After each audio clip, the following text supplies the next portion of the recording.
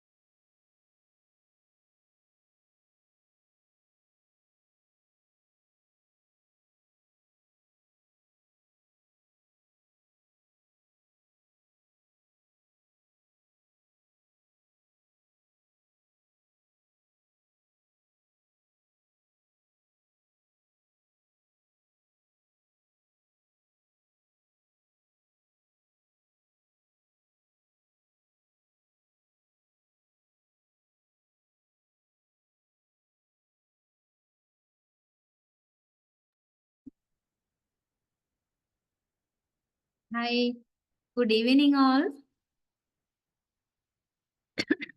Good evening, madam. Only 4 are there, so do we have to wait some more time? Yeah. Yeah, will there be any more? Anyway, we'll start the work, right? Already the link has been set now, so those who will come, right? Let them come. I have sent the lecture material to your group sometime back actually, right? So hope you all have this now with you all.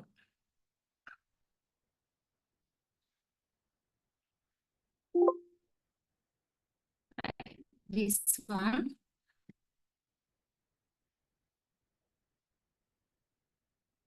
Okay, right. Now hope you all can view my screen. Yeah, right. Yes, Now madam. this is the second unit, right? Unit number 2. I earlier discussed the first unit and I have finished the topics that are relevant to the first unit during the previous sessions, right? Now today I will be moving on to the next discussion on the second unit, and that is on contribution of linguistics and psychology to the teaching of English. Okay, this is the topic of the unit number 2, right? Contribution of linguistics and psychology to the teaching of English. Now, you know, this module is teaching of English, right? So we are looking at the teaching aspect of English as well as the learning aspect. Then when we talk about the teaching aspect of the English language, there are several perspectives to be looked at. In the second unit, we are going to look at the theoretical base, right? The theoretical frameworks, how the teaching of English has been backed by or supported by theoretical foundations. Right? That is the basic or core idea you need to get from the discussions of second unit, right? So we are going to look at the contribution of linguistics and psychology. Now, linguistics and psychology are two different fields, right? Then how the teaching of English, this concept of teaching of English has been improved or developed by the research works, right? The findings, experiments done in the fields of linguistics and psychology. Okay, that is the idea, the basic idea. And now you can see the areas of study. I would be starting this with an introduction, right? A brief introduction to the contribution of linguistics and psychology to the teaching of English. Then we are going to talk about language learning theories, right?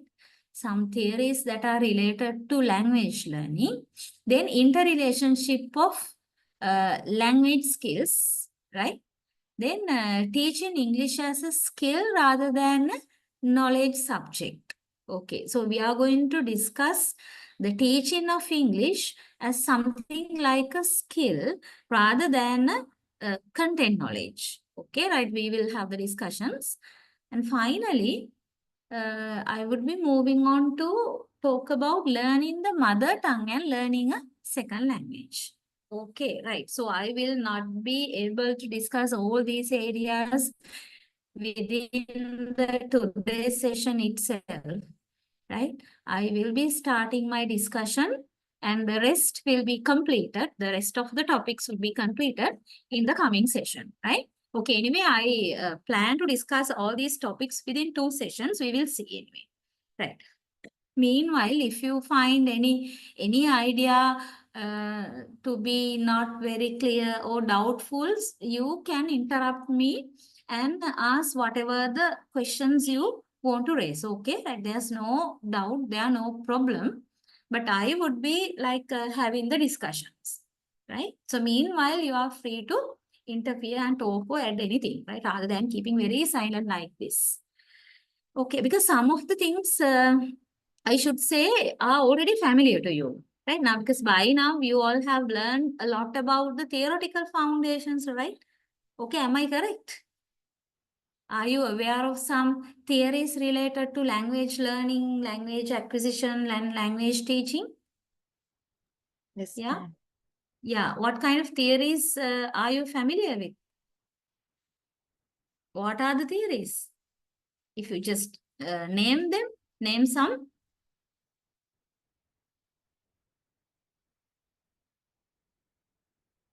Which means you have discussed elsewhere behaviorism, innatism, Behaviorism. and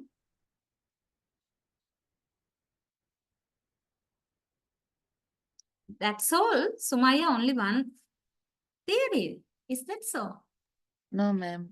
Mm. Cognitive. Yeah. Okay. Cognitive theory. And also innatism, right? You must have discussed innatism as well. Yes, ma'am. Interactionist theory.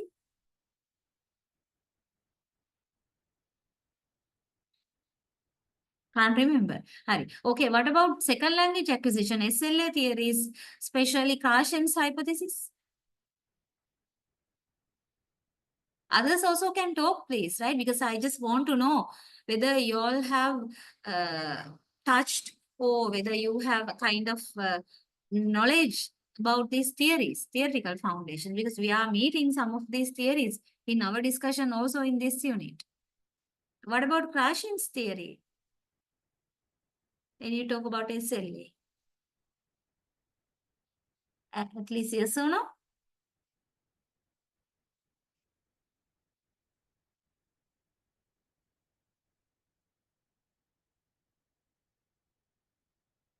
Are you all listening at the moment? Oh, can you hear my voice? Yes, ma'am. Only Sumaya is talking. What about the other students? Huh?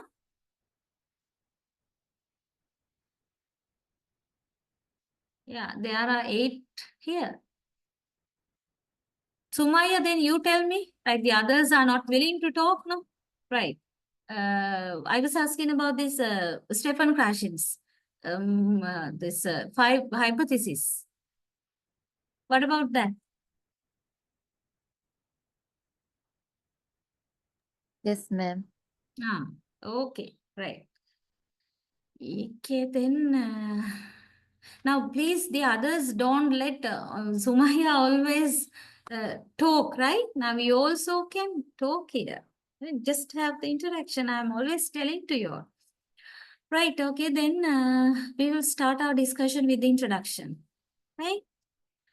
Yeah. Now, in the introductory part, I would be paying attention to the contribution of psychology and linguistics to language learning separately. Okay, contribution to psychology to language learning and contribution of linguistics to language learning one by one.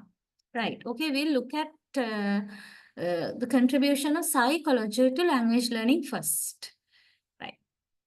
Now, don't think that these words, linguistics and psychology, these are heavy words, and they behind these terms, there is a wide scope of content and knowledge. Yeah, that's right.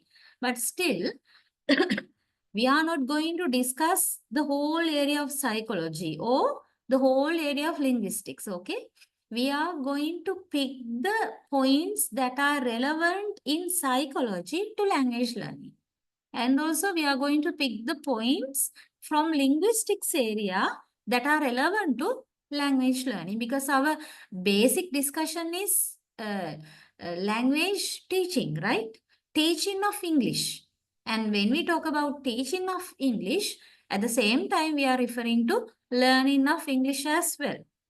Okay, and that is why here we are going to pay our attention at the beginning to what kind of a role psychology plays in language teaching and learning field. Otherwise, psychology itself is a vast area. Okay, but we are not going to learn or study or discuss everything in psychology, right? You need to understand how psychology is related to language learning aspect, and also how linguistics is related to language learning aspect. That is our connection here. Okay, right. Psychology plays a major role in language learning. Learning of the mother tongue takes place quite naturally. Okay, now here we talk about psychology, right?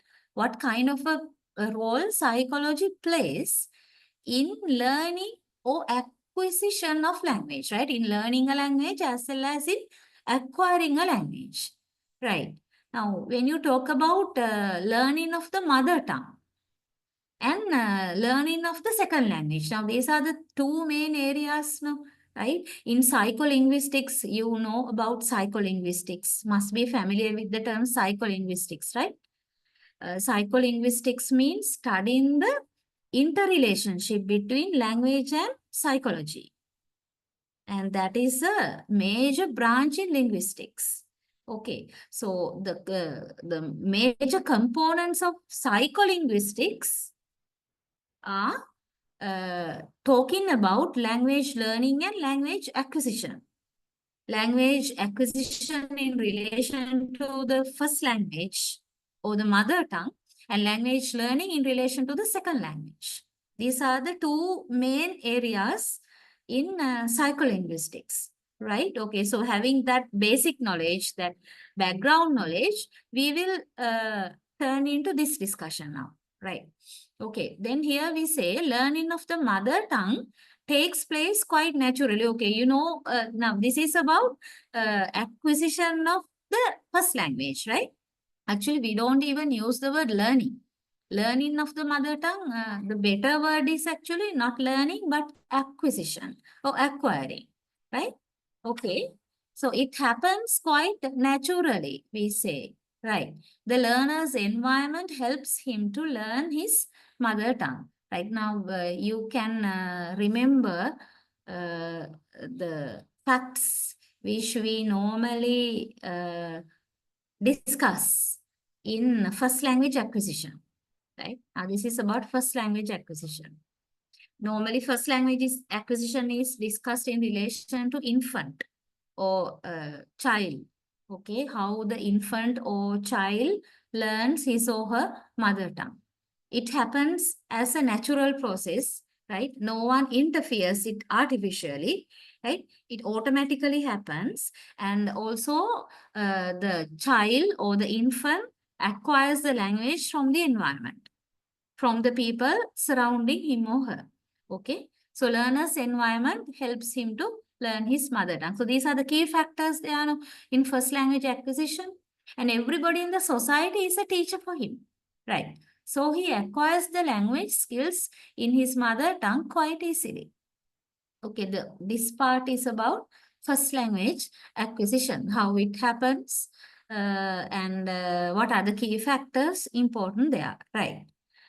The mold he has on his mother tongue will always act as an obstacle to the learning of a second language. Right now, this is about SLA, that means second language learning. Okay, a person learns his second language after he masters his first language. That means mother tongue, right? That is also a known factor to you, I think, right? Now because you know about second language. Second language in Sinhala we call Deveni Bhasha, right? So second language is the language, if you define it, right? Second language is the language which a person learns after he masters his mother tongue or first language. Here, masters means after the person reaches the mastery level, the proficient level of his mother tongue or first language.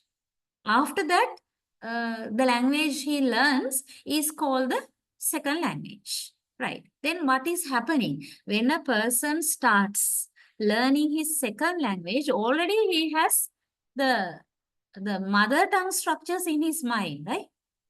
Because now he is very much proficient about his mother tongue by then. So he already has these structures, systems of his mother tongue or the first language in his mind. So what will happen when he starts learning another language? That means the second language. The systems of his mother tongue, which are already there in the mind, can what?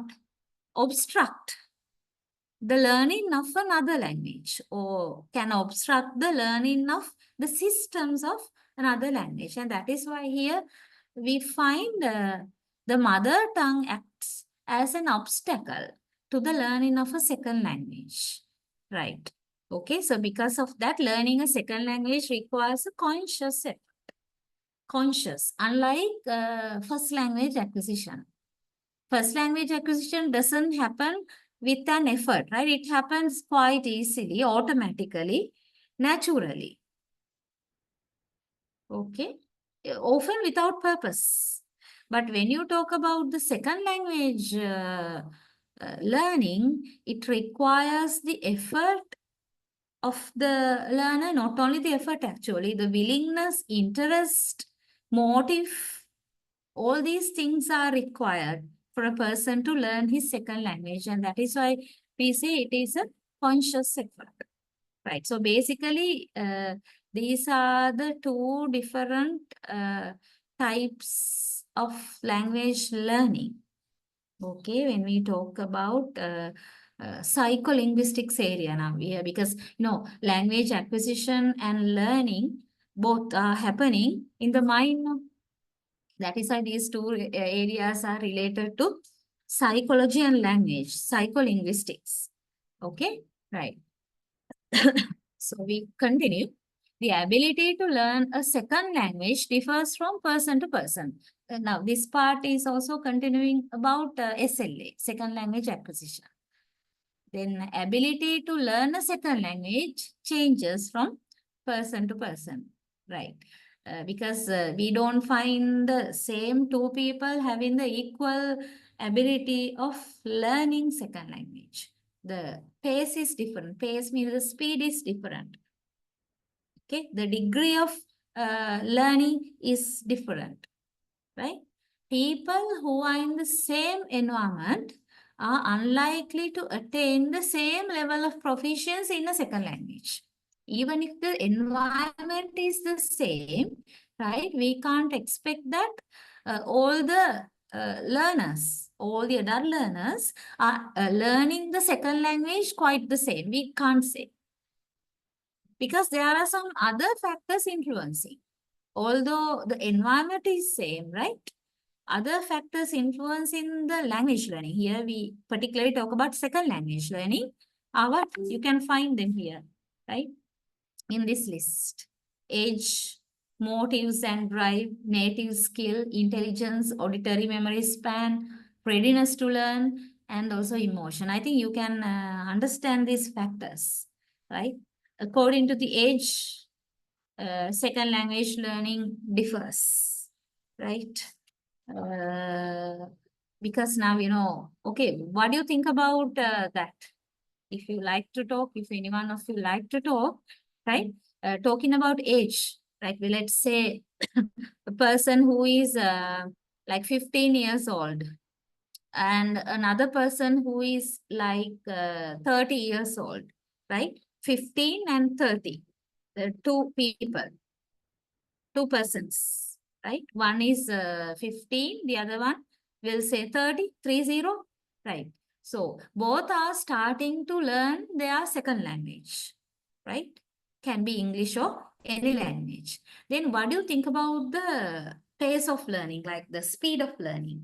Do you find both people or both persons to have the same speed in learning the vocabulary, sentence patterns, grammar rules, all these things, even prosodic features of the second language? No, ma'am. Yeah. So who would be quicker? 15 boy. Youngest. Yeah. Who would be quicker? The one The youngest. with 15 Younger. or 15, ma'am. 15, ma'am. do you think that there's a particular reason for that? Because Why of do you, the yeah. cognitive level, Mm-hmm. How do you explain? memory. Uh-huh.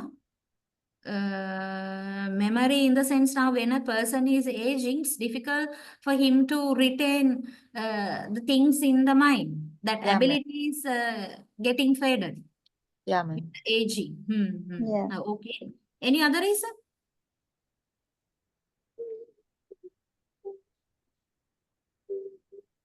Do you find any other reason apart from the memory issue?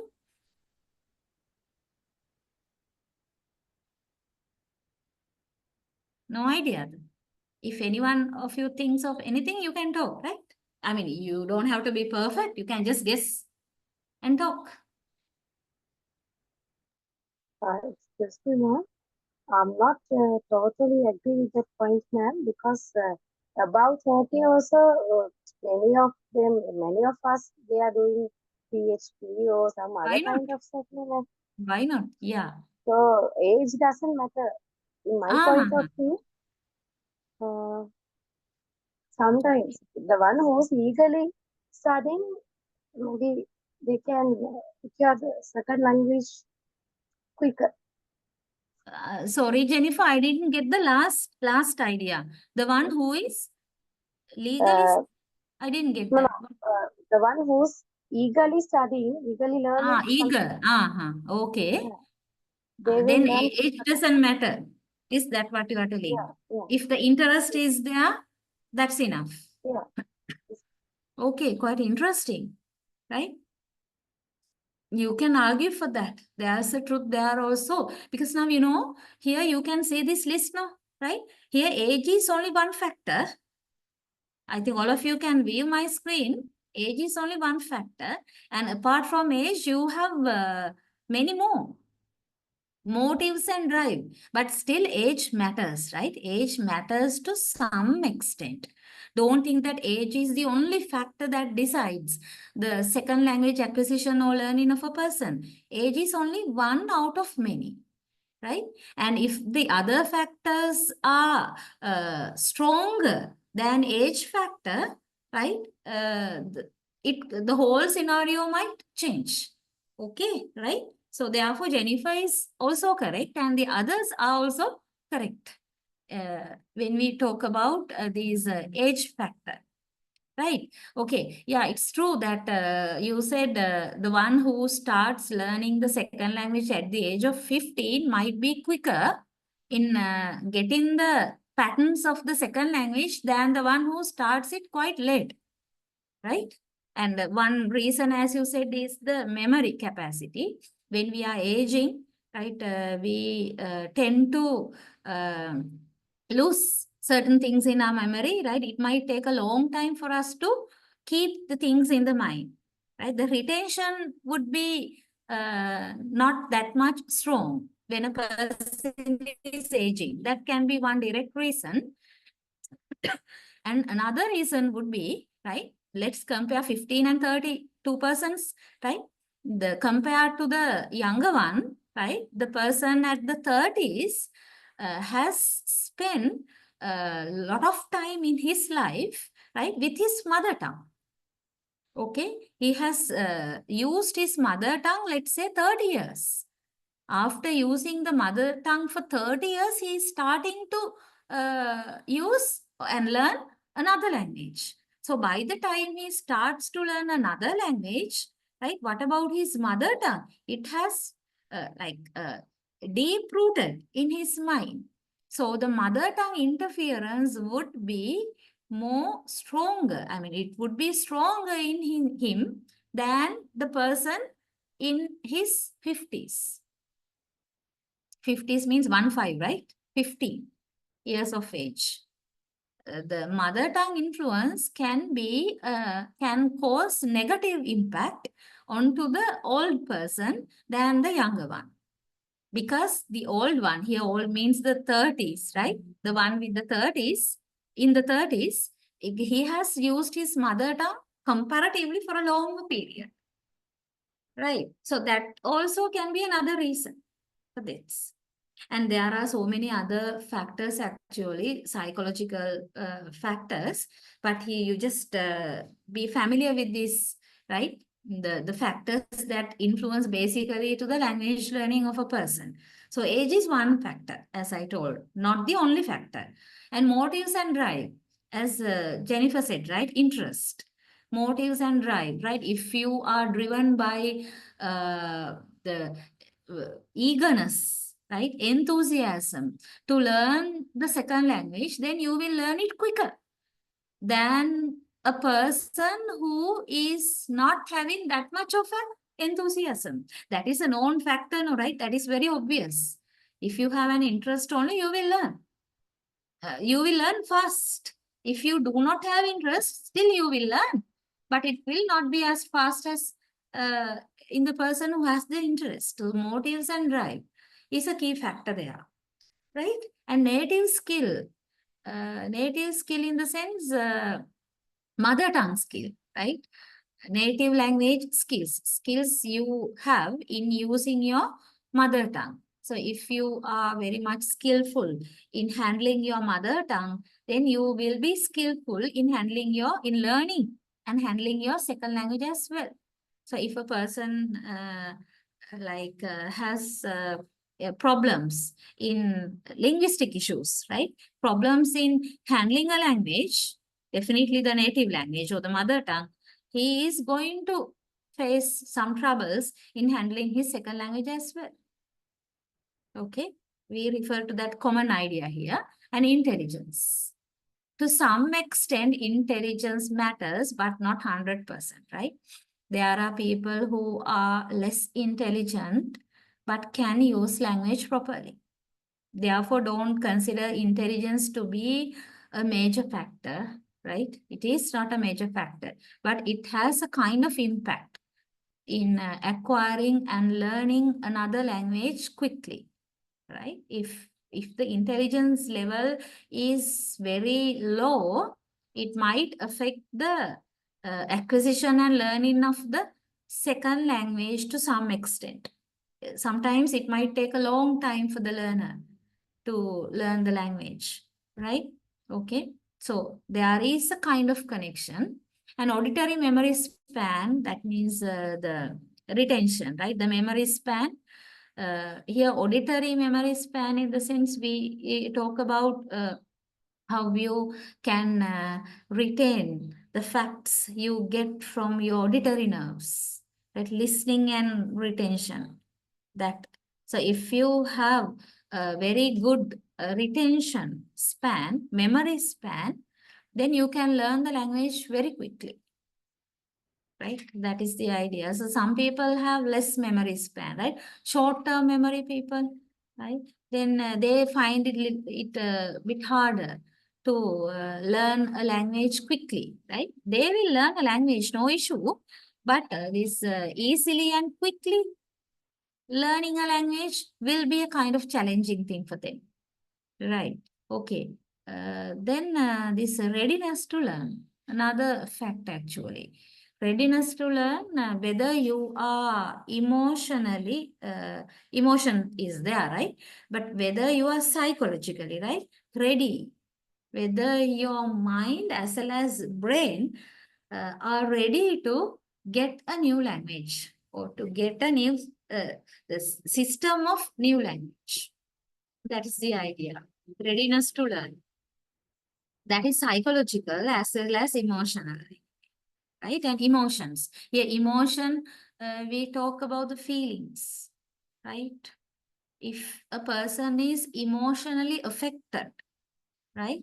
Or else we'll say mentally retarded, then it will be really difficult for that person to use, even handle a language, learn a language, right? Mental retardation, we use the word retardation, right? Mental retardation, the emotionally disturbed, right? Now that is not a common thing. It's not a common thing because there are cases in the society, especially you find this issue among the children, right? Among small ones, right? Some children are there, right, who are mentally affected in the sense due to so many reasons. One reason may be the poor family environment, right? Poor family environment in the sense, for example, there is no healthy relationship between the parents and between the parents and the child. Mother, father are always fighting, right? One thing. Or maybe the child is psychologically abused, right? Uh, Always the parent or maybe another adult is shouting to the child, finding faults with the child, right? Maybe hitting, right? There can be so many things, abusing, some mental abuse. Okay. Another situation may be the child is getting bullied by maybe the colleagues over and over again in the school environment. So when these kind of things are happening over and over again, these things impact. These things have an impact on the psychology of the child, right? On the mind of the child. So as a result, the child may not be able to easily and conveniently handle the language, especially learn a new language. This kind of situation can affect a lot of things in the child, including language learning. Not only language learning, right? The child will not be able to learn anything properly, right? Not only the education rights, so many things can happen due to this emotional disturbance, right? So normally these things happen, but when we talk about mental retardation, that needs treatment. Okay, that needs treatment. So something like that can also be a factor in influencing the language learning, right? Okay, so mental retardation and emotional disturbance, these kind of things negatively affect language learning, right? So these factors can either work positively or negatively. Both sides are there, right? In these factors, right? Then the point is actually, even if in one factor is positive, right? If you find some more factors to be negative, then language learning would be slow. Okay, right. Yeah. So these are about then all these points are related to SLA, right? Second language acquisition and learning, right? Okay, now I do not want to discuss any further about first language acquisition and second language acquisition here, but the point you need to understand is that there is a direct connection between psychology and language learning. Because as I earlier told you, first language acquisition and second language learning, all these things are happening with the mind, right? Involving the mind of the learner. That means psychology. So psychology has a very big contribution to language learning, right? That is one idea. And the other thing is linguistics. Contribution of linguistics to language learning. Right. Now, linguistics is not a new word to you all. Okay. Right. Linguistics means study of language. No. having experimentations, right? Examining, investigating language. That is what you mean by linguistics. Then how that kind of a thing has an impact on learning and teaching, especially learning aspect of language. That is the connection you need to be clear here, right? Okay, we will move on to the note. A great development has taken place in the study of language. And it is classified into two areas, right? Two areas in the study of language, that means in linguistics, to determine some basic assumptions like what? Language is speech, language is system, language has variety, language has changes. These are some assumptions actually. Assumptions, which means, assumption is something which is not yet been proved. Something you assume, right? So these areas are considered to be under investigation, under experimentation, and that is why they are treated as assumptions. So then one area of linguistics is to see whether these assumptions are correct or how far they are correct or not, and also to further investigate about the nature of these concepts. I think these concepts are clear to you, right? We say language is speech. That's one idea. One assumption, one idea. Language is speech. In linguistics, basically we consider the spoken aspect of language, no, not the written aspect, right? That is a known factor when you talk about linguistics. So we say language is speech. People, the grammarians and the linguists are doing further studies based on this idea. And language is system. One basic property of language, right? Language is system, we say. System is paddhatiya. So everything inside language functions as a system. So therefore we identify language to be a system. Another idea, right? And language has variety. There are various forms of language. Variety. Okay? Right. So we talk about linguistic variations. Right? And language has changes. Right? Language has changes in the sense that language is changing, and also there are like components that are getting amended, right? That are getting updated all the time. That is why we say language is dynamic, right? That is one other characteristic of language. Language is dynamic, we say, because language is kept on changing.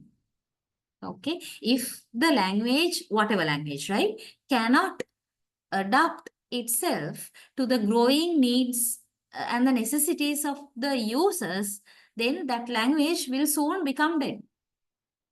Okay, there are such dead languages, you know about them, right? So language has normally changes, means language is getting adapted to the growing needs.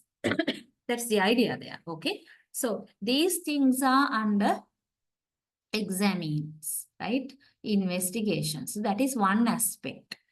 Another aspect is to refine methods of collecting and classifying facts. Now we talk about linguistics, now study of language, right? So linguistics is classified into two major areas. One area is what I was discussing now. This one, number one, to investigate this kind of characteristics of language, right? That is one aim in linguistics. The other aim is to refine methods of collecting and classifying facts, actually being a scientific study. Linguistics is systematic and scientific study. Then how do we maintain the systematicness or the scientificness, right? We need to right, linguistic is study of language. No? So when we are going to study any particular language, then we need to gather data, right? And we need to analyze this data. We need to classify the facts, right? Compare the facts, data, and contrast the data sets. Need to find the common trends. Likewise, we are conducting scientific investigation, right? So one purpose is of linguistics is to refine these methods. Refining means like polishing, right? Updating the methods that are used to collect, analyze, classify the data in relation to any language under investigation. Okay, so that is the other area of linguistics because, because linguistics is scientific study. That is why, anything scientific should follow scientific procedure, no? Right? In Sinhala also, you know about this. In oil science, you have learned about the basic procedure of doing something scientifically, right? What is that? You conduct investigation. Then you what? Gather data, right? You observe the data. You observe the behavior of the data. And based on these observations, you come into conclusions. Right? In Sinhala, we have parikshana, nirikshana, nigamana, like that. So these are the major steps that are followed in anything which is scientific, which is scientifically investigated. So similarly, linguistics, right? Linguistics means studying language scientifically. Then we have to follow this scientific procedure, right? So refining these methods that are used to maintain the scientific procedure is one aspect of linguistics then, right? Hope you got these two areas clearly, right? Okay. Then we are going to talk about the contribution of linguistics to language learning. So having that idea about linguistics, let's see how it has an impact on language learning, right? Yeah, this has contributed a lot to the teachers. Linguistics grew as a body of knowledge and understanding concerning the nature and functioning of human knowledge, right? Okay, there has to be a full stop here, right? Yeah. The first period of linguistics was obviously devoted to the exploration of genetic relationship between languages. First period of linguistics, right? From somewhere at the beginning of the founding of linguistics, the concept of linguistics, they actually the prime purpose at the beginning was to explore the genetic relationship between languages, right? How far each and every language is related. Now, you know about language family. So having further studies about language families, right? What kind of languages are related. That idea was there at the beginning, right? And this gave rise to historical and comparative linguistics. These are two branches of linguistics. No? Historical linguistics means studying the origin of a language, of a particular language, right? That means history, studying the origin and evolution of a particular language, right? Historical and comparative linguistics means you compare two languages or maybe among three languages, you draw comparisons. In order to do that, you need to look back, right? You need to look at the background, the history, origin of these languages.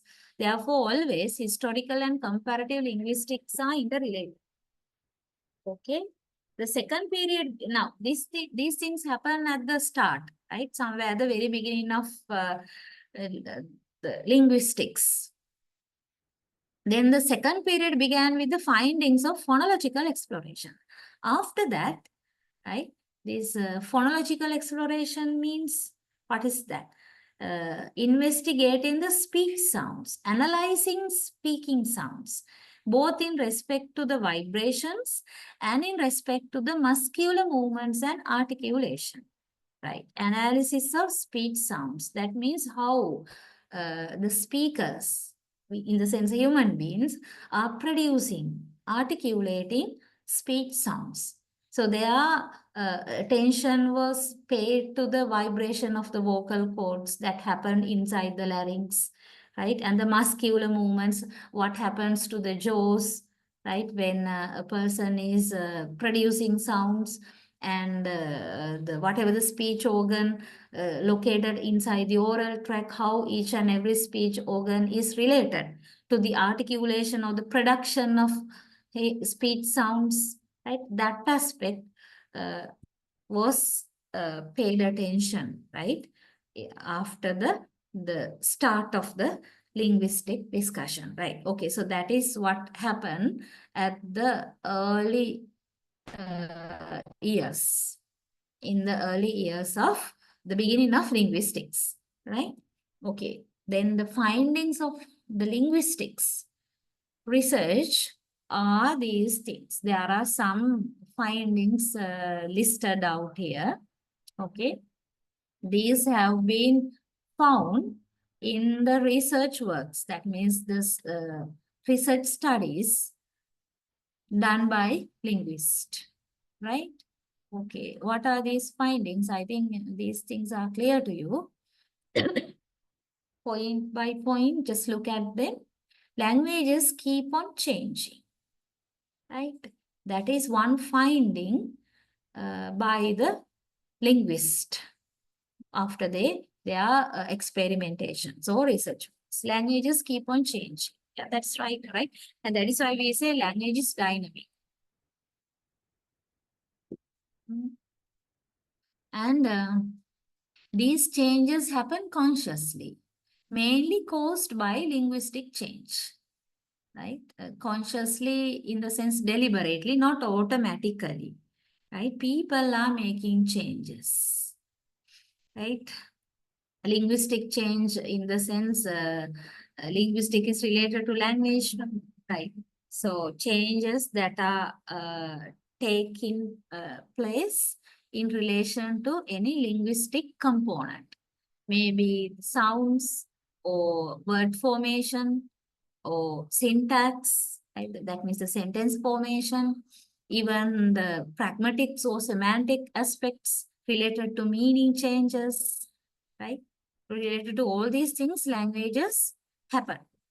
Language changes happen, sorry. Okay, right. Another finding, the sound change has paved the way for the treatment of etymology, right? Now, sound change, sounds are, as I earlier told in the second point, all the components of a language are kept on changing. Like similarly, sound change. Sounds are undergoing changes, which means now we are not using the same sounds which were used during the Old English era, right? Even the Middle English era. Now, this is modern English. Even we have gone, actually, we have come beyond the modern English period as well now, right? Postmodern kind of thing, but that is not this is my term, okay? Right, anyway, sound change has paved the way for the treatment of etymology. Now, etymology means studying the words, right? The history of words, origin of words, how the words have been created, originated. That is not morphology, okay? Etymology is not morphology. Morphology means studying the word formation. But etymology means studying the history. History, how words have been originated first. That is a separate study. Then the point is, according to certain findings, linguists have recognized that the sound change causes the origin of new words. Okay, right. That is another idea. And dialect differences and their promotion to become standard language are felt from linguistic history and linguistic geography. Right now, here what you need to understand is this dialectal differences and their promotion to become standard language. Okay, now you have some idea, think about dialectal variations. Dialectal variations exist in any language. At least 2 or 3 dialects are there in any language, right? And also standard variety. Normally, standard language is the language uh, which is one of the dialects, right? Now, let's say, for example, right, Sinhala language, no, it can be any language anyway, right? There are 10 different dialects, okay, in Sinhala. Then which is going to be the standard language? One of these dialects, right? Now you know about the process of standardization. When we standardize a language, of course, the language which is going to be standardized is originally one of the dialectal variations. Either government or by the users of that language select one dialect which is going to be the standard dialect, standard language, then it undergoes the steps of language standardization and finally becomes a standard language. So these things, right, are felt from linguistic history and linguistic geography, right? These are some conceptual notions related to this discussion, right? Okay, so this is another aspect of findings, right? Native speakers' language is considered to be the correct language. Another finding. Native speakers' language. Now, okay, how do you understand that? Do you think this is correct? I'm talking about the 5th one. Yeah, native speakers' language is considered to be the correct language. Any idea about this? Do you agree with this? Do we consider native speakers' language to be the correct version of the language? Is that so?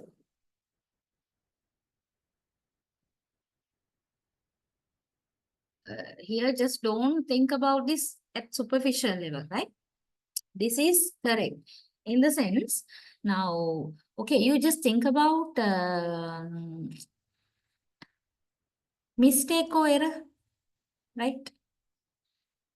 Now, when you just think about any learner, there can be mistakes or errors done by that learner, right? Okay, let's say mistake.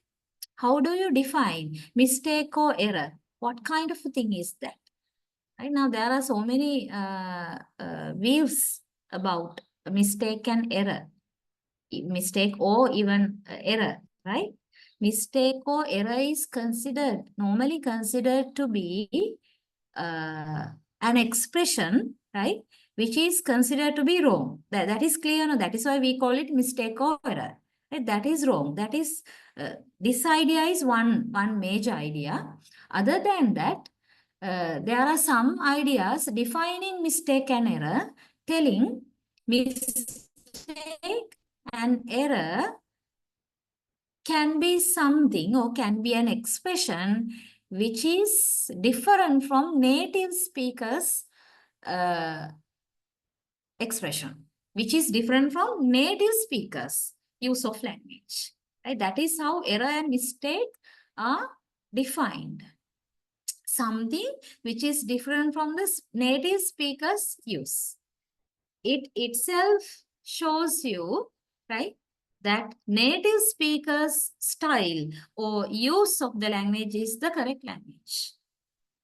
I took an example situation for you to understand this line.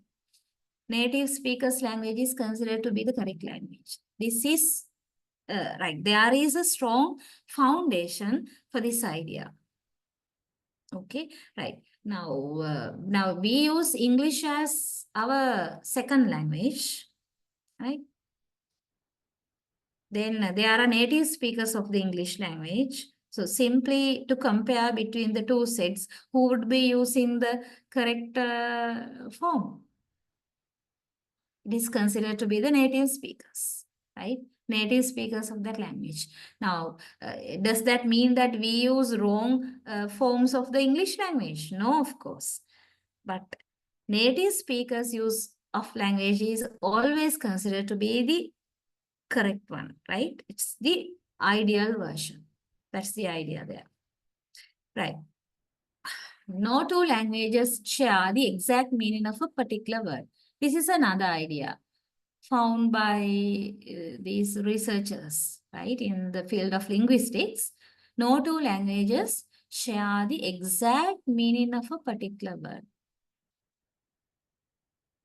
That means when you take any word, right, in two languages, this word, the same word, can not mean 100% the same. That's the idea. So that is quite doubtful anyway. I'm here quoting the findings. So you also can think about the validity. You can't check the validity anyway, right? But you can just think further on your own about these findings. Yeah, right? Okay. And the next one, study of phonetics give sound production. This is related to phonetics. Yeah, phonetics, not phonology. Study of phonetics gave rise to the discovery of the mechanics of sound production. That is there, right? Phonetics itself is about production, not only the production of sound, production, transmission, and perception. Articulatory phonetics, auditory phonetics, and acoustic phonetics. Then study of phonetics has made the spread of or the discovery of sound production. That is clear, right? That's a clear idea. Right? Differences are found between the native speakers using the language and the aliens using it. Now, don't misunderstand this word, okay? What do you mean by aliens here? Those from Mars or Jupiter or any other planet? Please go through this line and get the idea. Aliens means who?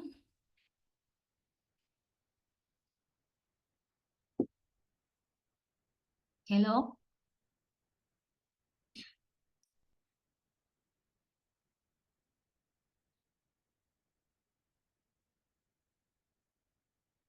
You have no idea about that word? This one?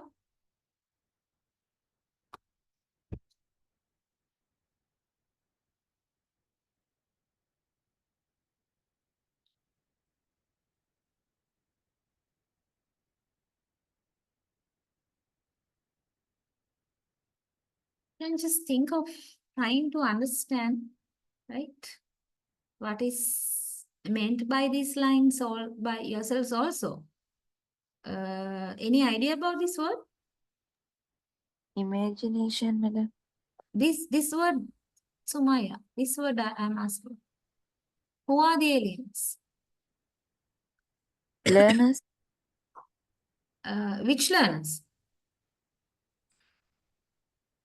native learners, Now here we say differences are found between the native speakers using the language and the aliens using it. Native speakers are there already using a particular language and also aliens in the sense.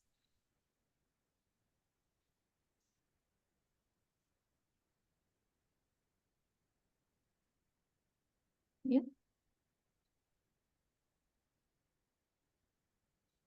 I hope this is a clear factor. Sumaya, yes, ma'am.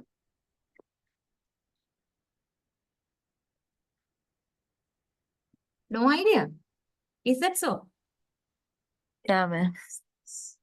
Non-native speakers, right? Native speakers and aliens means non-native speakers using that language. The point is there are differences between how native speakers using a particular language and how the same language is used by these non-native speakers. There are differences. Okay. right? That is clear, I think, right? Clear in the sense now, just think about the English language. We all are non-native speakers of the English language, no? And when we compare the non-native speakers, like the people like us, with those who are using English in Britain or even America, they are the native speakers. We definitely find there to be so many differences, right? So many differences. I'm not talking about the syntax and all these things, but still in the choice of syntactic rules, right? The vocabulary, even these prosodic features, stress, intonation, right? Pitch, use of that kind of suprasegmental features, everything is different. Accent, that's the idea here. Okay, otherwise don't confuse with the word aliens, right? Native speakers and the non-native speakers. Okay, and the next one, a foreign language learner needs a different outfit. Yeah, outfit, you need to understand. Normally, we use the word outfit to be the dress or something, right? The attire. But here we need to think linguistically, no? So a foreign language learner needs a different kind of structure. Okay, when we talk about learning a language, right? Unlike the native speaker, native learner learning a language and foreign language learner learning a language, learning that language, the two different situations. So unlike the native learner, foreign language learner might require different type of structure in learning, right? Maybe different set of activities. Okay. The programs now, there are so many foreign language programs now, like thinking about English itself, like TESL, TEFL, TESOL, likewise. So all these programs are designed to teach English to to those who are not native languages, native learners, right? So it requires a different flavor. Accordingly, the foreign language learner has to learn a language. Okay, right. Now these are some of the findings of the linguistic research. Right now, you should understand all these finding learning aspect. Okay, right. That is the idea. Now, actually, you don't have to learn any of these points by heart, but you need to clear your awareness, right? You need to clear the scope where you have to understand the contribution of psychology as well as linguistics to the concept we are talking here. That is learning, right? Learning a language. Right. Okay, then I'm coming to the topic. I mean, so far I was doing the introductory part, right? Now I'm coming to the theory section, language learning theories. Right. Here also don't think that I am going to discuss the theories related to language learning one by one. No, it's not like that. There are some concepts that require your attention, right? So these are the areas we are going to talk. Learning a language and second language pedagogy, language as a rule governed behavior, and language as a skill, right? Okay, so these are the areas. Then we will start with learning before learning a language. Yeah, learning a language is the first subtopic, but this is based on language learning theories, right? So therefore, I'm turning to language learning theories. Okay, right. So you have all these sections in the lecture note I have shared with you all already. Okay, right. Well, okay. You may not have read this part, no, right? Although you have some understanding about theory, right? Could you please go through up to the next, the learning a language up to this topic? Yeah. please go through this part, right?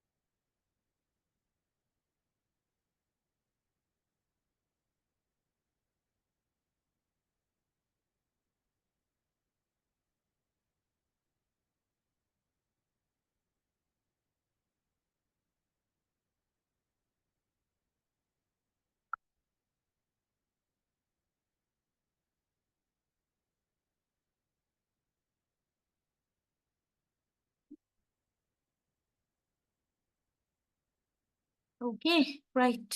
Okay. You must have, yeah, okay, just gone through once, that's enough, right? You don't have to learn any of these things by heart, right? Right. Okay. There are some ideas here presented by a famous linguist, right? Okay. McCarthy. Actually, I have not provided here the years, but some of these linguists are familiar to you already, right? Maybe Cameron and McCarthy, I don't know whether you have met them early, but Piaget and Chomsky must be familiar already, right? Yeah. So McCarthy's, now just pay attention to their ideas, right? What kind of ideas they have proposed, or they have actually not proposed, these are theory, right? In the sense they have conducted experimentations, the further research, further and further studies, and they have concluded with these ideas, right? So according to McCarthy, language development in early stages happens through nature and nurture, right? Uh, Through nature and nurture. Nature means, about nature. By nature, something happens, no? Right. language development in early stages of a person. That means definitely we talk about the first language acquisition here, right? So it happens in both ways, through nature and also nurture. Through nature, that is right. So that is natural thing. Early also we make that idea, no? Right? First language acquisition is a natural process, right? And also nurture also has an impact on that. Nurture means how much you care for it, right? How much you care for it and how you what kind of an attention you give. You here in the sense not only the learner, but also those who are surrounding the learner. Simply to tell how much the parents are talking to the child.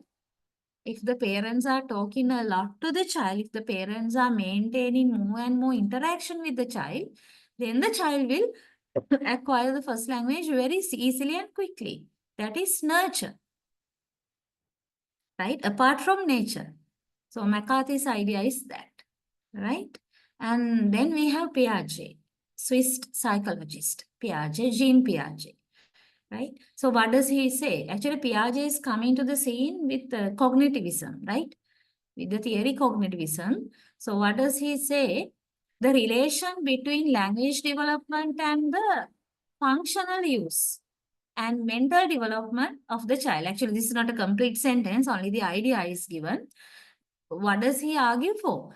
There is a relation between language development and its functional use and mental development of the child. Between language development and its functional use and mental development, right? So when the child is uh, developing psychologically, the mental, that means the cognitive aspect, right? When the child is developing his thinking skills, intelligence, right? Critical thinking skills. That is what you mean by mental development, right? That means the cognition, we say the one word cognition, right? Simultaneously, the language also develops. And its functional use. That means the child is developing its language and the use of that language along with his mental development. There is a relationship in both language development and mental development. That's the idea. The very basic idea. Okay, right. And the next one, Cameroon. How did you understand this one? Social roles of language development were taken not of as much as the emotional growth of the individual. And here also there are two aspects. Emotional growth of the individual is there on one hand. On the other hand, social roles of language development. So from these two aspects, which is more important according to Cameron? You have read this now? No? For language development, what is more important or impactful? Social roles or emotional growth? Social, madam. Read this carefully. Did you notice this one? Emotional, madam. Yeah, emotional growth. Social roles were taken not of as much as the emotional. Both are there, right? But mostly emotional growth of the individual has more impact on language development than the social, right? Emotional growth. That is the area highlighted by Cameron in his studies, right? And then here comes Chomsky. Chomsky is a very famous figure. No, it's not a new person to you, I think, right? So what does he say? It is not the question of influence of cognition on speech. Rather, languages are mirrors of the way the mind functions. So Chomsky is famous for introducing innatist theory, right? Now you know about innatist theory, and here we talk about something, a kind of extension of that theory, right? But basically, what do you mean by innatist theory? In innatist theory, primarily Chomsky argues that, right, what? There is an innate ability within the person when he is born. There is an innate ability to acquire any language. He calls it LAD, language acquisition device. So any person is born to this world with LAD, language acquisition device. Within that device, right, the universal rules of any language are stored, right? Accordingly, according to the place and the environment the person is born, he or she will acquire the relevant language. You know, you have learned, I think, about universal grammar, right? UG, we say in short UG, universal grammar, is also coming with this LAD concept. So primarily, that is what Chomsky has discovered, right? He has told, that is his main argument. Right now, here he says, it is not the question of influence of cognition on speech. Now, there are two aspects. Now, here he is talking more about cognition, right? So, there are two things. One is cognition. The other one, speech, means using language orally, okay? Right. So, which is influencing which? That's the idea. Is it that cognition is influencing speech, or speech, that means the use of language, is representing the representing the cognition? According to Chomsky, it is not the question of influence of cognition on speech or anything like that, right? He is not interested in investigating whether cognition has any influence on speech. Instead, he pays attention to the fact that languages are mirrors of the way the mind functions. Rather than mind or cognition is influencing speech, right? Chomsky here says languages are showing, mirrors means they are showing the way how the mind functions. So when a person is using language, right, we can see by observing him, right, by observing his language use, we can understand how his mind functions rather than the other way around. Okay, that is the argument of Chomsky here at one point, right?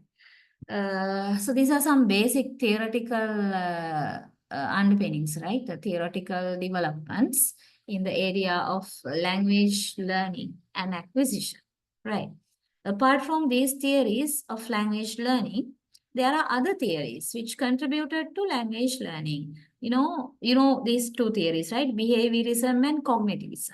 Behaviorist theory of language learning, right, which establishes that the language is learned through habit formation, right? Whenever and wherever you happen to see the word behaviorist theory, you should remember we talk about acquiring a language via habit formation, right? Imitation, stimulus response, right? SR principle means stimulus response principle, and habit formation, right? Imitation. These are the key concepts that are coming in behavior, that are discussed in behaviorist theory. So primarily, an infant acquires a language by responding to the stimulus, the stimuli provided to him, right? Imitating. And then these become habits. So habit formation. Okay, right. That is the main argument presented in behaviorist theory. And then we have cognitivist theory. Cognitivist theory means that's a different theory, right? It says that language is learned mainly through mental capacity. if the child has strong mental ability along, will be able to acquire the language, right? That means the mental capacity, thinking capacity, ability to think critically, critical thinking also there, right? Mental capacity. So if a person cannot,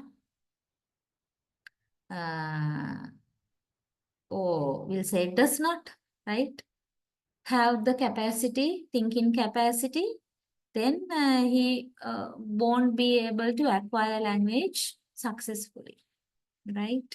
That is the argument in cognitivism, right?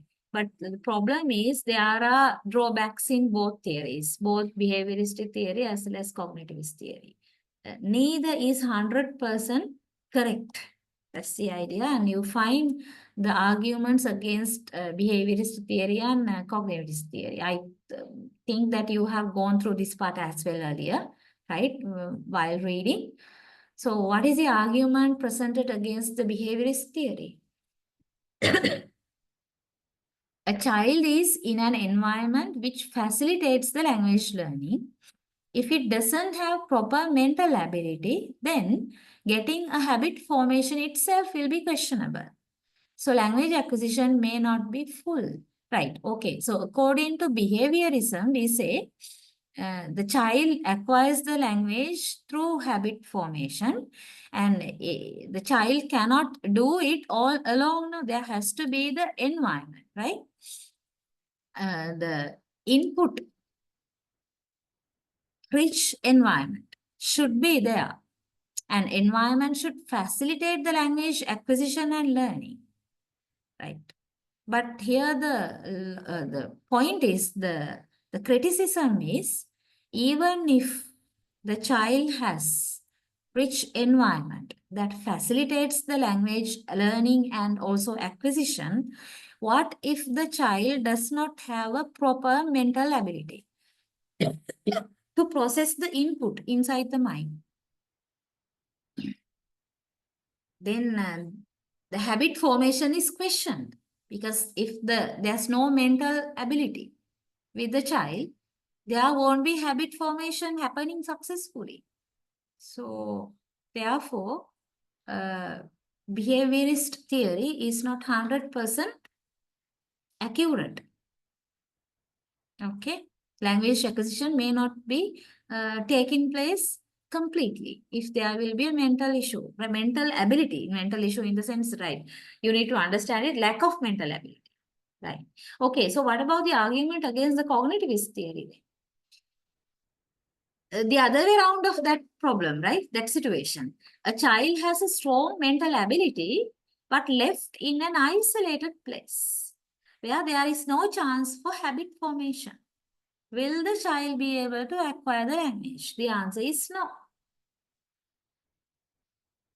Right? So having only the mental ability to acquire a language is not enough. There has to be habit formation, right? The environment support should be there. So for better acquisition of language, one should satisfy both behaviorist theory and also cognitivist theory. This is the point. Because behaviorism and cognitivism are the two opponent theory. Actually, opponent is two opposite theories. What is suggested in behaviorism is the opposite of what is suggested in cognitivist theory, because both are talking about two different aspects. But practically, when we analyze these things, right, when we think about this, both have to be there, right, for a child to acquire language successfully. Okay, right. Then we come into learning a language, right? This is our first subtopic in the first part, right? Okay, so here we will think of some of these notes first. Language is needed for all people, irrespective of their status, right? Sometimes these notes have some description, some explanations as well. but you need to basically understand the major ideas. Sometimes I separate the points. Sometimes I put everything together also. Okay, right. So let's go. It is used from our birth till death, right? Now this is about language, importance of language. And language is a means of communication also, right? These are general factors, no? Right. We use language as a medium through which thoughts are conveyed from person to person. Okay. It is considered a means of social control.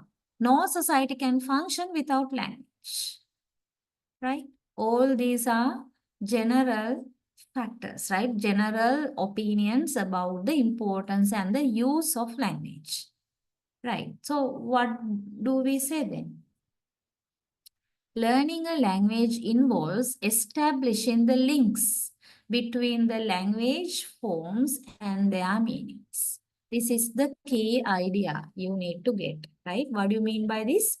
Learning a language involves, what does learning a language involve? This one, establishing the links between the language forms and their meanings. Actually, what do we mean by learning a language? Right? Now, we have all these practical uses of language, right? Okay, with this, having all these things, still, what do we mean by learning a language? From the childhood up to now, you may be learning a language, right? Even now, you may be learning a language. What do you think really happens when we say we are learning a language? We establish a kind of link or connection between the language form and their meaning. That's what's happening inside us. Otherwise, getting to know about a language form, either a sound or letter or phrase or sentence, without a meaning is not learning, right? Either spoken or written symbol, knowing a symbol or getting to know or getting familiar with a symbol itself is not learning a language. You have to know the meaning behind that symbol. That means you need to uh, uh, build up a link between the language form and its meaning. Otherwise, learning will not happen, right? So this is the key idea behind learning a language, right? Okay, so we need to look at this a little bit more. Then when we talk about establishing the link between the forms and meanings, right? There are three stages there, right? The process has three different elements. Process of linking between forms and meaning has three elements. One is the form, the other one meaning, and the association. That's clear now? Right. You need to be clear with the form, you need to be clear with the meaning, and you need to have a clear understanding between the connection, right? Understanding about the connection between the form and meaning. Right. So let's go to the note here. In speaking, the speaker associates the exact form with the meaning that he knows. And in understanding, he associates the meaning with the form he learned from others. Do you understand these parts? And for the first time, you too may be reading this. Okay. So therefore, you need to get the idea very clearly. If I explain these things all of a sudden, you might find certain ideas to be confusing. So therefore, always I need you to read this part before you come to the lecture. At least during the lecture, if not so, I have to give you some time to be familiar with these ideas, right? Now, what do you think about this? In speaking, the speaker associates the exact form with the meaning that he knows, right? That is what is happening in speaking. Now I am speaking now. So what do? I associate the form, the language form, that means let's say a word, right? With the meaning of that word. I associate, right? And in understanding, what do? He associates the meaning with the form he learned from others. When we understand something, then we draw connection between the meaning with the form which we have learned from the others. Okay, it happens the other way around there. That's the same thing into perspectives. When you produce language and when you receive language. Speaking means producing language. And understanding means either by reading, right? Or listening, no? So that is receiving. In both ways, you need to draw a connection, right? Have a link between the form and the meaning, right? The speaker of the language is conscious of the words he uses and forms meaningful sentences that can make the listener understand, right? Okay. And all the time, the speaker adjusts the sounds to meaningful words and words to meaningful sentences, adjusting the sounds to meaningful words and words to meaningful sentences. That means the combining, linking, and building up words and phrases and sentences. This happens all the time, right? So when all these things happen at the same time, simultaneously, what does happen? We associate all these forms with their meanings. Okay. So that is the nature of the connection among these three elements: form, meaning, and their association, right? And when we talk about the functional aspect of language, we identify three different functions: informative function, expressive function, and directive function. Okay, right? So when we convey a meaning, we use language in any of these functions. Informative function, what is that? We communicate information. That means we use language to inform others. Informing others means we like pass some factual information, facts, right? Informative function. Then second function is expressive function, where we express our feelings, emotions, and our opinions, right? Okay, remember, in informative functions, we deal with facts, right? Mostly, we deal with facts. In expressive function, what? We deal with mostly, right? Mostly, we deal with opinions. Opinions means what we think, right? What we feel, what we believe. Opinions are, and opinions are subjective, whereas facts are objective. So using the informative function, we pass or we convey facts.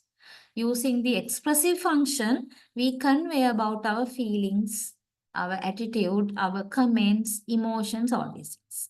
Third function is directive function, right? Directive. What does happen there? We teach others, give advice, that kind of things, right? We persuade others. Teaching means when a person is teaching something to the others, what does happen there? Indirectly is persuading others to believe something in a particular way, right? Okay, that is what is happening. So that is directive function. Even you give advice to somebody, you do this, right? Tomorrow, don't go to work, right? Example, you are giving an advice because there will be an earthquake tomorrow. So don't go out of your house. In the sense, earthquake will happen somewhere on the road, right?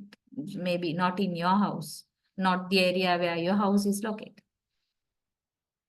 So use language to direct somebody to act in a particular way, or to direct somebody to think in a particular way, right? So the directive function is another function. another different function. So these are three different functions of language where we like convey a kind of meaning, right? So for a meaningful life, we require language because we need to use language in any of these functions, right? To convey our meaning. So that is something about learning a language. Now remember, all these are short topics, right? Very short topics. But although the topics are short, we are touching a wide area here. Our scope is very wide in our discussion. So you need to be familiar with all these areas. Okay, right. Then we are coming to another topic on second language pedagogy, right? This goes on until language as a rule govern behavior. Right. So without being lazy, please go through this section, second language pedagogy. Because I can be talking and talking and talking, but still if you do not have a single idea, I don't think whatever I'm telling will go to your mind, right? Okay. So therefore, I'll just give you a small time, right? This is not a break, right? Don't consider this to be a break. Please go through the section on second language pedagogy. I'll give you 5 minutes, right? 5 minutes. Okay, do so. 5, maximum 7. Right.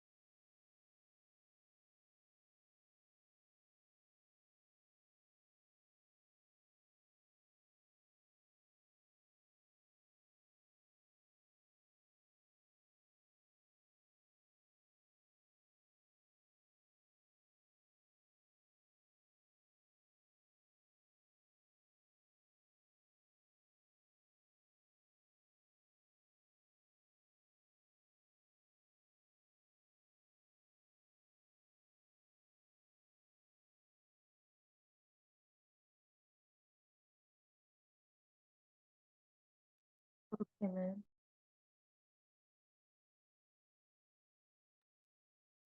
Okay.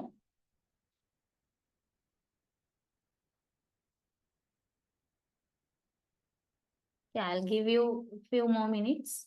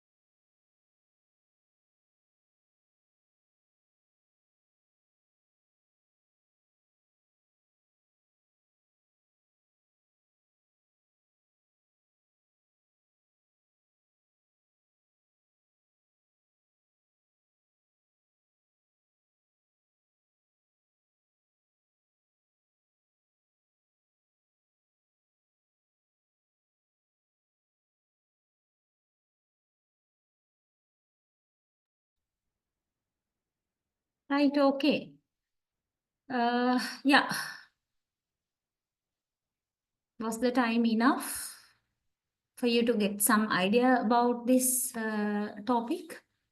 Second language pedagogy.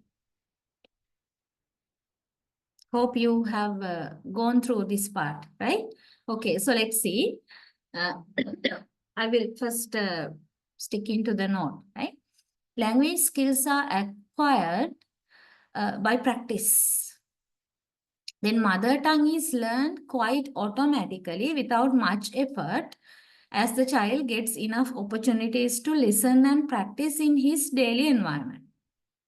Okay, now these are not new ideas. Where the child goes, it gets the chance to learn the language, and whoever it meets becomes the teacher of the language. And this is about the first language acquisition or mother tongue acquisition, right? Hence, the child learns the mother tongue very easily, right? Apart from the scope that the child gets in learning the mother tongue, it is the urge that the child has to use the language for its basic needs. What is that?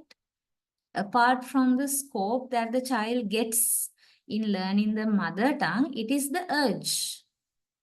that the child has to use the language for its basic needs. So the idea is that the child or the infant, right, can be the infant or the child, has to use the mother tongue driven by the need. Urge means the child is using the mother tongue to get the basic needs done. So that is the need, the necessity, right? So a child can acquire the mother tongue or the first language due to the necessity as well, right? Okay, so this kind of idea we did not meet earlier, right? While we were talking about the first language acquisition, right? The child practices the mother tongue without much consciousness. That is clear, no? Right? That is already a known factor. Then in the case of English as a second language, right? These natural resources are not available to the learners, right? Okay. So here actually our module is based on talking about teaching, right? Teaching, and before we go into the teaching aspect, we here talk about the learning, right? Then learning English as a second language. Then what is the issue here?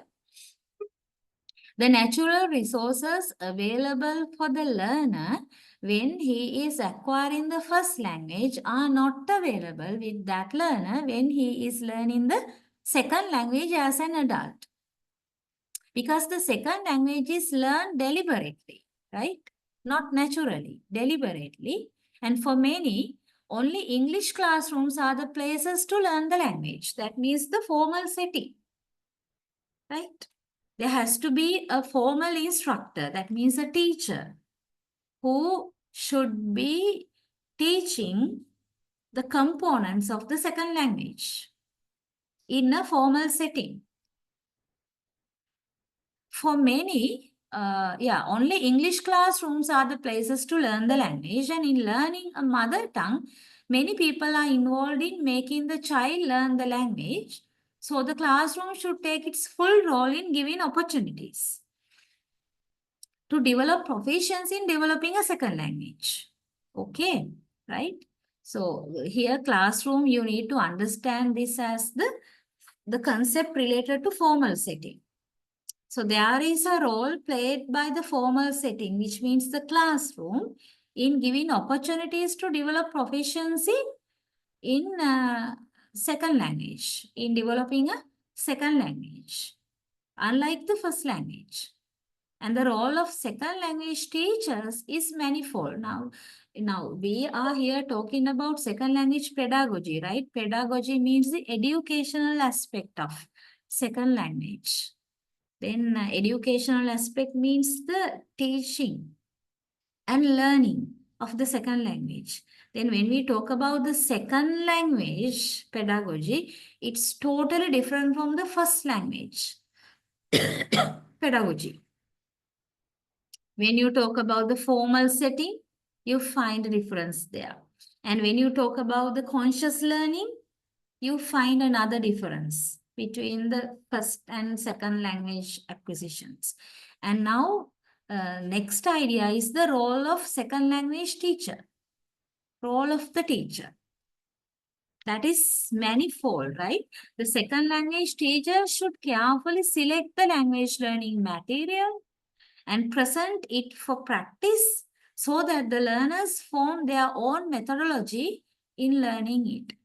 Now here mostly we talk about student-centered learning methodology, right? Rather than the teacher-centered, because we here say that teachers should provide the materials with the student so that the student should devise their own ways of learning the language. It's more student-centered. Even the second language can be taught in a teacher-centered methodology, right? Yeah. Okay, so that is the situation of second language learning and teaching. And here you have a challenge, right? Threat about second language learning that is called pull of the mother tongue. Pull, right? Pull of the mother tongue is one threat, great threat for second language learning. And what is that?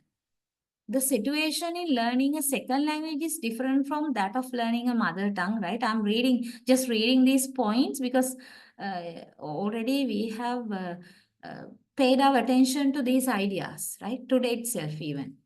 So I don't want to repeat the same ideas over and over again. Only thing is you need to relate these ideas to what we discuss at present now. Here we talk about second language pedagogy, right? There, how do we understand this pull of the mother tongue, right? Then we know the situation is totally different from situation between first language acquisition and second language learning, right? He here means the learner is tossed between the verbal signaling system of both his mother tongue and the second language, right? Verbal signaling system, that means the sound system, right? The words, how you use sounds and combination of sounds, that means words.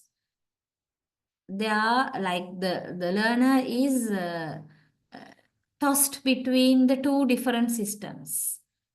Whenever the learner wants to express anything in the second language, he is much disturbed by the first language.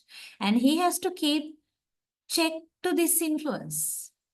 That problem is there now. Even this must have affected you also when you were learning, like when you were there at the beginner stages of learning your second language. Right? When you have to use the second language, that means the English language will say, you would be interrupted by what you already know, right?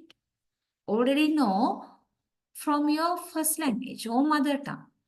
And because of that factor, you had the need to always check whether you are correct or whether your sentences are correct, whether your words are correctly chosen. Likewise, you always have to check because of that influence from the mother tongue.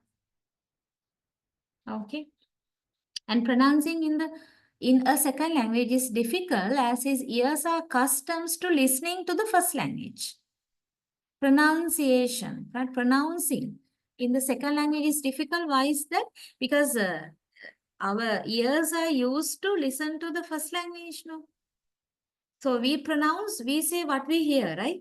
So our pronunciation is influenced by what we hear. Then if you do not hear a lot from second language, you will not be able to produce clearly. He is not able to distinguish the difference between the sounds of the two languages, right? And this forces him to replace the sounds of the second language with the similar sounds of his first language or mother tongue, right? Same thing happens with the syntactic structures also, not only in the sound level, okay?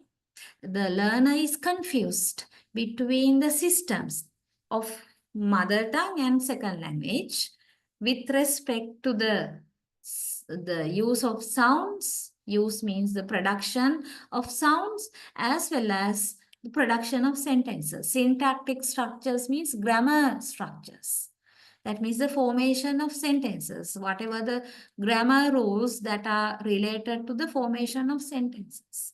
So he is tossed between two systems. He is unable to recognize, right, which pattern is correct or which pattern is suitable, more suitable. Due to the existence of similar patterns between the two, in both two systems, right? In both systems, sorry, in both systems. Okay, this is a kind of confusion. Pull of the mother tongue means that, right? This tendency to replace the sounds and structures of the second language with those of the mother tongue is known as the pull of the mother tongue. Hope you have correctly identified this phrase. What is that? Tendency to replace the sounds and structures of the second language with those of the mother tongue is what you call pull of the mother tongue.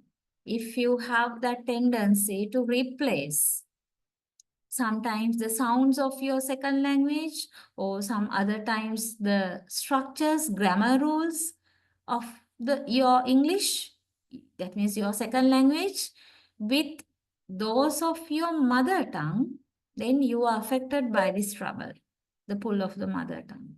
In psychological terms, this is known as transfer, right? I think the term transfer you must have learned, or you must have met earlier, right? Transfer. We talk about negative transfer and positive transfer, right? That is what you mean by the pull of the mother tongue. The pull of the mother tongue is quite casual term. Transfer is the psychological term. So if this transfer helps in learning the second language, we call it positive transfer. Okay. If it helps in learning the second language, then we call it positive transfer or facilitation. Another term for positive transfer is facilitation.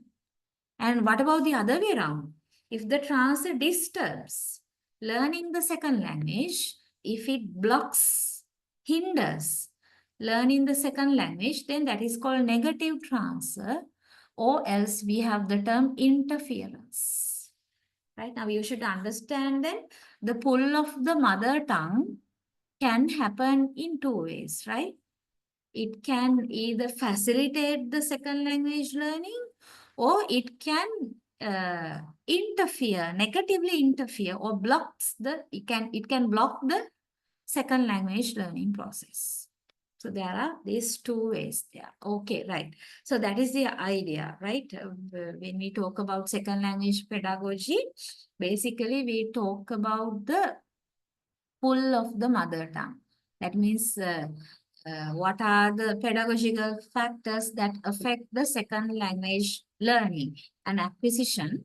They are the mother tongue interference. That is the commonest term, right? Mother tongue interference is the commonly used term.